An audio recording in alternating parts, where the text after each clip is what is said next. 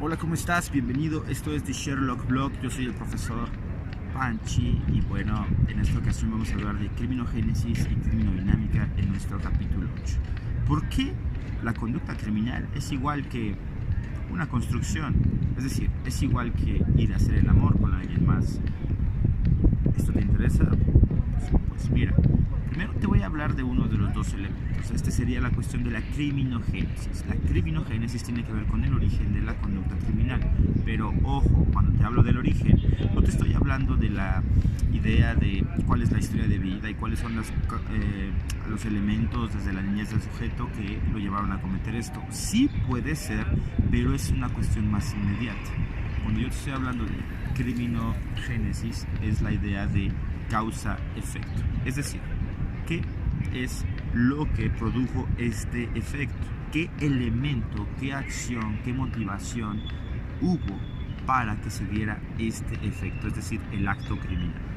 Entonces, lo que tú tienes que considerar aquí es que la criminogénesis busca una cuestión de elementos que incitaron, o más bien el elemento, y esto es la causa criminógena, que incitó el crimen. Entonces, buscamos una cuestión lineal, pero no es así de sencilla. ¿Por qué? Porque lo que tú vas a encontrar es que a un efecto, y ya no es como Newton lo decía, hay múltiples causas que lo provocan. Y entonces lo que tú tienes que empezar a buscar es, este es el efecto, buscas la causa y buscas la causa de la causa. Y entonces es la causa de lo causado, ¿se ve? Y luego todavía se va a hacer más complicado porque este efecto no solamente tiene una causa, sino que tiene múltiples causas. Y entonces tienes que buscar la causa de la causa de la causa de lo causado, la causa de la causa de la causa de lo causado y otra vez la causa de la causa de la causa de lo causado. Si te das cuenta, esto se vuelve sumamente complicado, más bien, no es complicado, es complejo en tanto que tiene que ser muy descriptivo y muy analítico. Entre más causas encuentres para que se haya dado un efecto, menos peligrosa resulta una persona. Entre menos causas encuentres para un efecto, más peligrosa resultará la persona. Esto es en la cuestión de la criminogénesis. Por ejemplo, si tú dices que un sujeto cometió una conducta porque estaba drogado, hay que justificar que en efecto ha tenido las oportunidades de cometer esa misma conducta sin el estado estupefaciente, o más bien sin este estado en el que está drogado o estado inconveniente, y ahorita lo cometió porque sucedió esta causa criminógena esencial. Y por supuesto esto lo puede respaldar después de teoría, y para ello vimos las teorías sociales, psicológicas y también las cuestiones biológicas o neurocriminológicas. Entonces lo que tú tienes que buscar es esto precisamente: tuvo muchas causas para un efecto y entonces es un tipo poco peligroso, o bien tuvo muy pocas causas para este efecto y es un tipo sumamente peligroso. Eso tiene que ver con la cuestión de la criminogénesis. Recuerda, criminogénesis causa-efecto, pero no de manera lineal, sino de manera compleja. Ahora, cuando estamos hablando de las causas, estamos hablando necesariamente de la conducta. ¿Cuál es la causa que ocasionó tal conducta? ¿Qué pasa cuando hablamos de factores?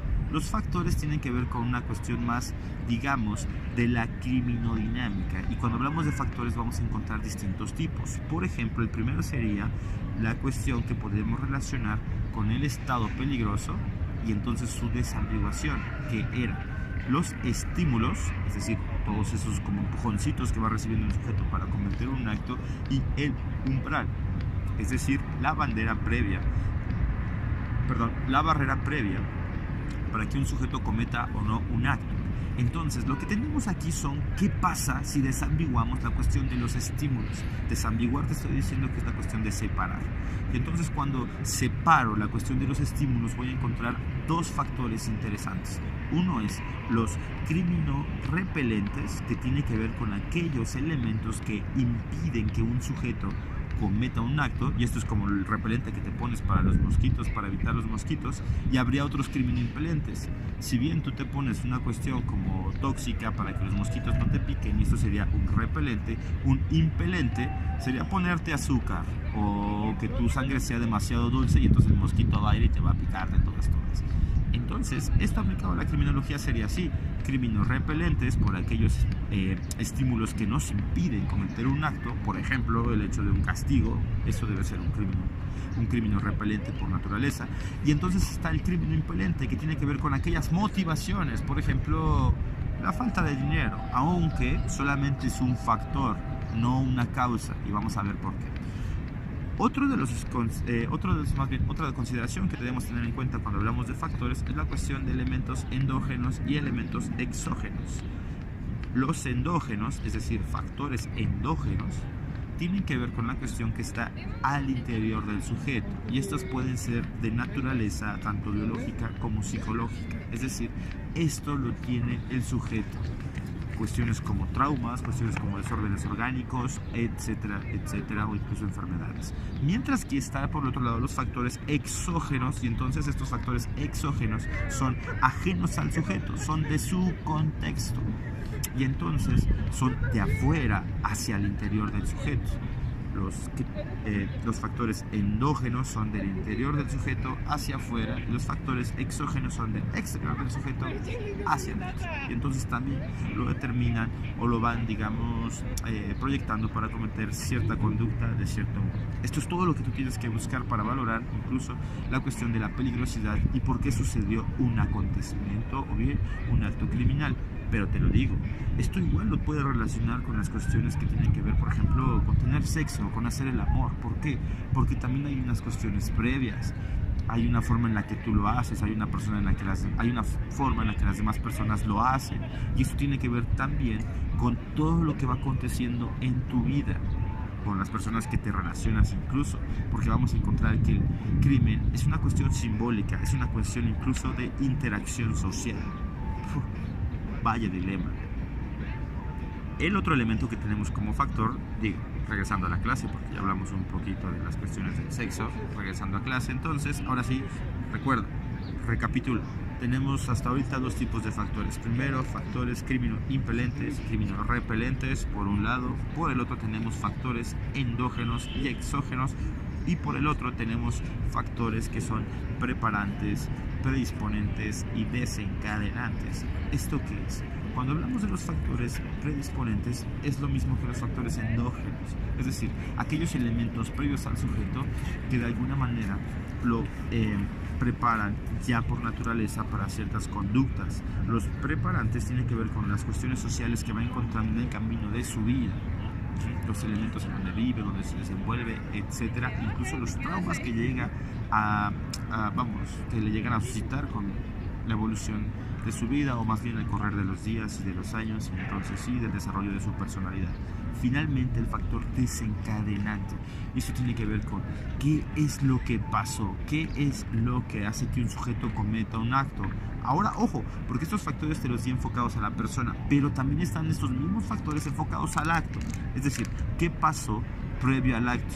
Eso tendría que ver con los con los preparantes. Los preparantes serían aquellas, digamos, cuestiones que están sucediendo antes de que se dé el acto, como que lo están motivando. Y te lo voy a explicar de la siguiente manera para que sea un poquito más claro, porque esto suele ser confuso. Fíjate, si tú tuvieras que ver qué es lo que sucede en un delito, o más bien, dije que me iba a hablar de eso, en las cuestiones del crimen, tendrías que considerar que un crimen se da como cuando tú llenas un vaso de agua. Tienes un recipiente, lo vas llenando de agua y llega la gota que se derrama, y entonces ahí está la explosión del conflicto. ¿Qué es lo que va a pasar? El vaso sería como la cuestión predisponente, el preparante sería la cuestión social, biológica o psicológica que va adquiriendo o bien el sujeto o bien el conflicto, es decir, todos los elementos que se están, digamos, confluyendo para que suceda cierta situación, y finalmente el desencadenante, ese elemento que desborda todo, y entonces el conflicto revienta. Para esto yo te recomendaría ver mucho una película que se llama Relatos Salvajes. Es argentina, pero ahí lo vas a ver perfectamente, y si quieres lo podemos platicar con todo el gusto del mundo. Entonces, lo que tienes que considerar aquí en la criminodinámica es que la criminodinámica se enfoca en los factores, qué elementos influyen para que suceda tal acción. Tenemos entonces factores como los criminoimpelentes y repelentes, tenemos factores como los endógenos y los exógenos, y tenemos factores como los preparantes, predisponentes y desencadenantes, mientras que en la criminogénesis encontramos una relación de causa-efecto. Por supuesto, otra vez, esto no es lineal y no es sencillo. Como conclusión, escuchen. Las causas producen un acto. Los factores solamente lo favorecen. Y es por eso que te decía lo de la miseria. La miseria es un factor, pero va a ser una causa cuando este sea el elemento primordial por la que un sujeto cometió el acto. Y esto normalmente obedece ante la pregunta de ¿por qué lo realizaste? No veamos el crimen de manera aislada, porque el crimen es exactamente, puede ser como el proceso que nosotros tomamos otra decisión o que hacemos otra acción. En esta clase yo lo relacioné con el sexo, conocer el amor, porque es exactamente lo mismo. Simplemente hay que valorar la cuestión de la categoría y si está considerado como bueno, malo, jurídico o antijurídico, etc. Y entonces es la diferencia entre el crimen y hacer el amor. Sin embargo, ¿cómo lo vamos a hacer? Ya está predeterminado. ¿Por qué? Por causas y por factores, por criminogénesis y por criminodinámica. Vaya, parece que la clase ha sido un poco pesada por hoy, pero bueno, ya son 9 clases, nos vamos a ver en la 10ª clase, porque entonces vamos ahora sí a aplicar todo lo que vimos en esta serie para hacer el estudio de un sujeto en particular. Esto es Meursault, personaje principal del Extranjero de Albert Camus, y bueno, espera y verás. Sígueme, yo soy el profesor Panchi y esto es The Sherlock Blog. Te veo pronto, ci vediamo, chao.